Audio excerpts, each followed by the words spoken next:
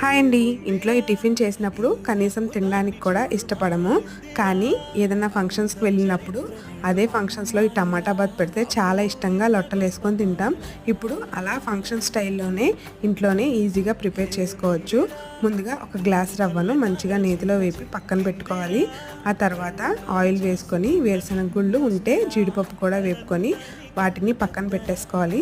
ఆ తర్వాత ఆయిల్ వేసుకొని పోపు దినుసులు, ఉల్లిపాయ, పచ్చిమిర్చి, కొద్దిగా కరివేపాకు, అలాగే టమాటా ముక్కలు, చిన్న చిన్న టమాటా ముక్కలు కూడా వేసుకొని బాగా వేగిన తర్వాత ఉప్పు, పసుపు వేసి అవి టమాటా ముక్కలు మగ్గిన తర్వాత మంచిగా వాటర్ వేసుకొని ఒక గ్లాస్ రవ్వకి 4 గ్లాసులు వాటర్ వేసుకొని వాటర్ మరిగిన తర్వాత రవ్వను వేసుకోవాలి. ఇలా లూజ్ కన్సిస్టెన్సీ ఉండగా స్టవ్ ఆఫ్ చేసుకొని కొద్దిగా కొత్తిమీర, మనం ముందుగా వేపు పెట్టుకుని వేరుశనగ గుళ్ళు వేసుకొని మంచిగా నెయ్యి వేసుకొని సర్వ్ చేసుకుంటే యమ్మీ యమ్మీ టమాటా బాత్ రెడీ అయిపోయినట్టే.